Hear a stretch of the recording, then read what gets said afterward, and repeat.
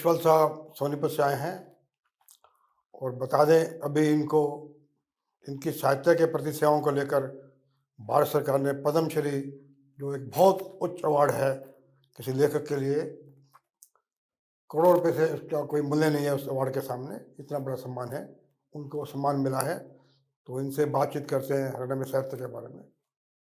देशपाल साहब, आमतौर पे बोलते हैं हरियाणा में तो साहित्य है ही नहीं, कुछ जी कल्चर नहीं है, एग्रीकल्चर है यहाँ पे, जी उखड़, यहाँ के उजड़ लोग हैं, अक्खड़ लोग हैं, बदमिजाज हैं। जी। तो थोड़ा इस बारे में बताओ आप क्या। हाँ, ये मुझे भी कई जगह सुनने में मिला है कि हरियाणा में कल्चर नहीं एग्रीकल्चर है। एग्रीकल्चर और साहित्य को लेकर तो ये माना जाता है कि यहाँ का जो व्यक्ति है वो साहित्य से तो उसका कोई वास्ता नहीं है। और मुझे ये खुशी है कि मुझे जब ये साहित्य और शिक्षा के क्षेत्र में पद्मश्री की चयनित किया गया है, उसकी घोषणा की है, इससे ये धारणा बदलेगी।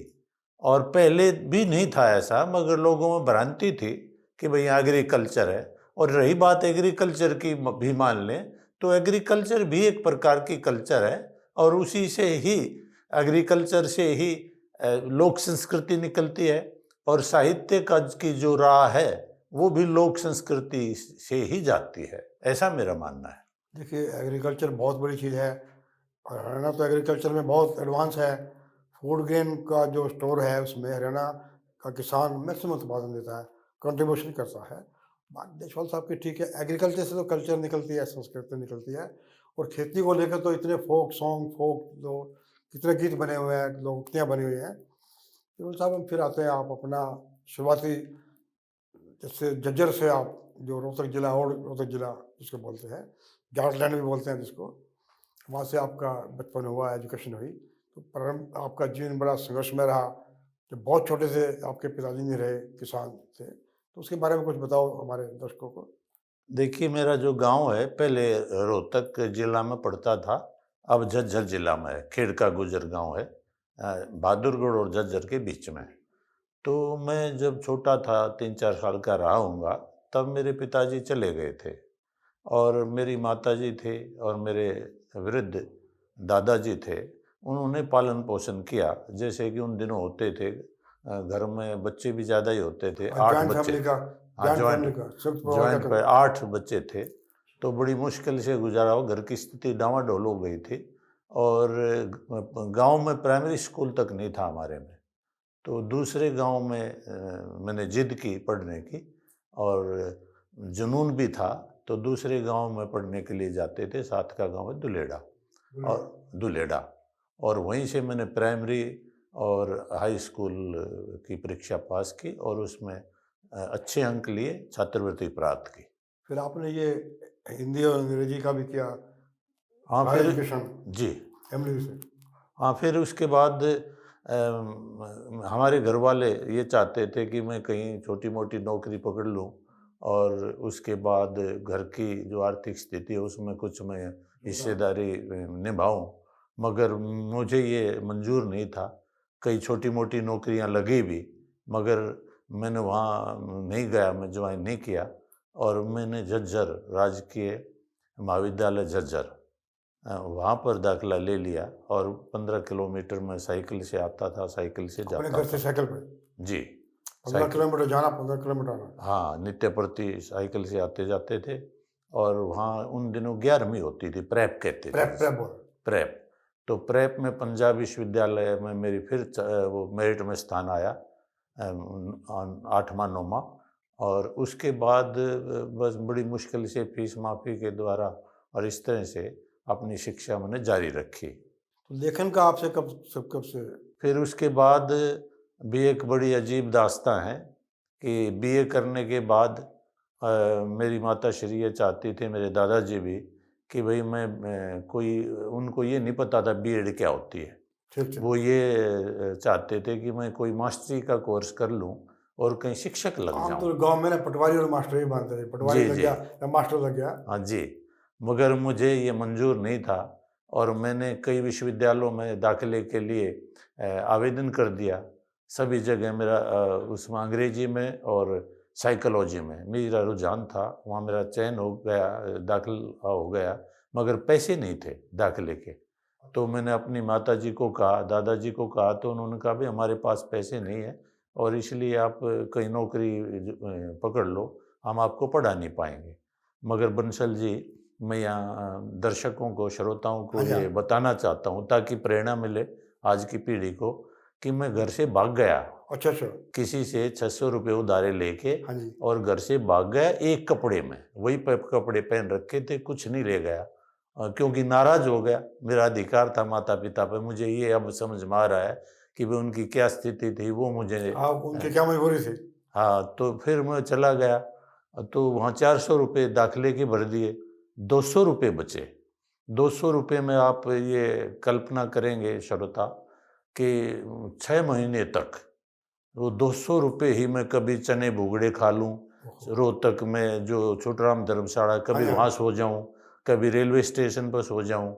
ऐसे मैंने वो 6-7 महीने गुज़ारे। अच्छा जी। एक कपड़ा, एक कमीज़ पजामा था, ओहो! उसको मैं धो के और सुखा लेता रात को, और वही पहन जाता, उसकी तय करके, तकिए के नीचे रख के। और तकिए के नीचे रख लेता। तो इस प्रकार से मेरा जीवन आगे चलता गया। और एक बड़ा उसमें एक वाक़या भी हुआ कि हमारे एक जो क्लास फेलो थे, वो तो विदेश में बस गए हैं। तो उन्होंने एक दिन कहा कि आप कहाँ रहते हो? मैंने कहा मॉडल टाउन में कमरा ले रखा है। तो उन्होंने ये योजना, भाई चलो आज आपके कमरे पे चलते हैं। अच्छा, अच्छा। मगर मेरा तो कोई कमरा था ही नहीं। तो जो मॉडल टाउन से वो जो वो है पेट्रोल पंप उसको हाँ जी, हाँ। कहते थे, मेडिकल मोड़, वहाँ हम पहुँचे। तो फिर मैंने सोचा अब कहाँ ले जाऊँ?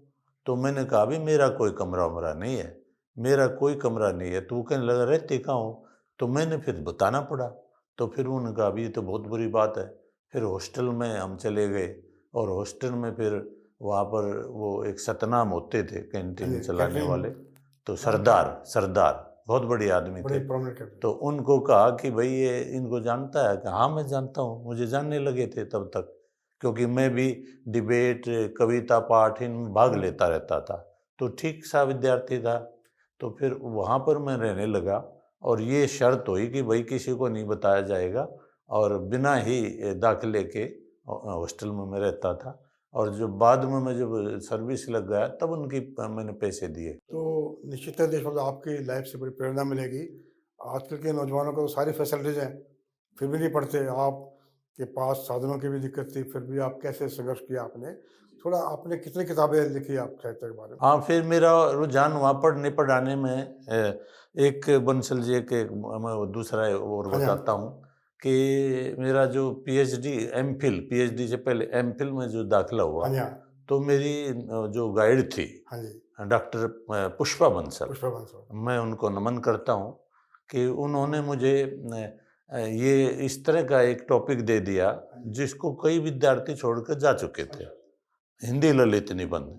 उस समय तक लोग ललित निबंध को स्वीकारते नहीं थे, मानते नहीं थे कि ललित निबंध भी कोई विधा है। तो उसमें मैंने अच्छा काम किया। फिर पीएचडी भी उन्होंने मुझे करवाई। 1 साल का मैं जब लेक्चर लग गया था, तो मैं फेलोशिप यूजीसी का लेके आया। तो वहाँ मेरा रुझान हो गया और ज़्यादा। वैसे मैं विद्यार्थी जीवन में निबंध प्रतियोगिताओं में भाग लेता था, कई बार मुझे गोल्ड मेडल मिले, बीए में भी। तो फिर उसके बाद जब ललित निबंध पढ़े, तो मैं फिर ललित निबंध की लिखने लगा, और लिख-लिख के फिर कई पत्र, जो पत्रिकाएँ थी हाँ जी, उनमें हाँ। भेजने लगा, हुँ। और कई पत्रों में, समाचार पत्रों में मेरे कॉलम आने लगे। संस्कृति दर्पण, समाज दर्शन आते थे।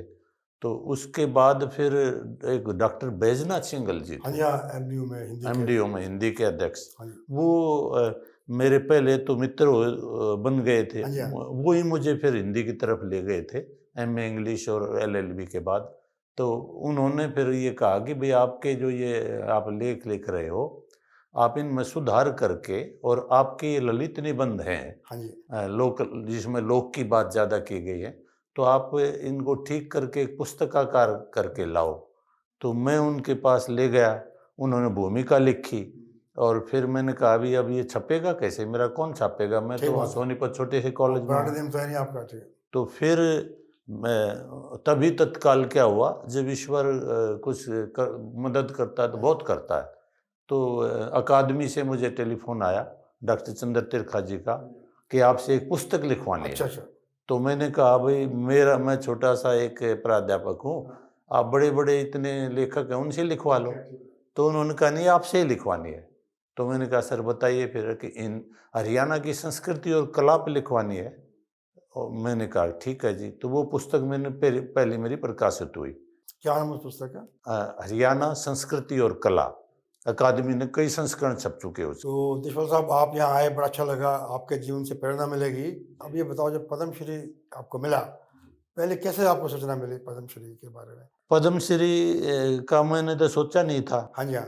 तो टेलीफोन आया तो भारत सरकार से हाँ जी, किसी हाँ। बड़े अधिकारी से, हुँ। तो मुझे यकीन नहीं हुआ। अच्छा, अच्छा, ठीक। उन्होंने मुझे सारा मैं कहाँ पढ़ाता था, पूछा मैं आपके बारे कहाँ में? रहता हूँ, मेरा गाँव कौन-सा है, मेरे मामा का गाँव हाँ जी, कौन-सा है, हाँ। सब कुछ बताया। अच्छा।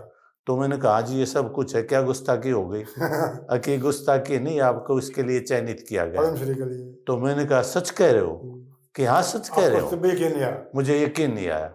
तो फिर मैं सही पूछो तो फिर वो कहने लगे यकीन कर लीजिए और अभी किसी को बताना नहीं, 7 बजे घोषणा होगी, 4 बजे की बात है। तो मैं अकेला घर में था और कोई था नहीं, श्रीमती जी वो सब बच्चे बाहर थे। तो वो 3 घंटे कैसे कटे होंगे, मेरी आँखों में आँसू आ गए। मैं सोच नहीं सकता कि मेरे जैसा एक साधारण सा इतना बड़ा अवार्ड व्यक्ति है, मिला। उसको इतना बड़ा अवार्ड मिलेगा। चलो, देशपाल साहब, बड़ा अच्छा लगा, आपके जीवन से प्रेरणा लेंगे लोग, हरियाणा के नौजवान भी प्रेरणा लेंगे, आगे बढ़ेंगे, मेहनत करेंगे। नमस्कार। जी, नमस्कार, नमस्कार जी।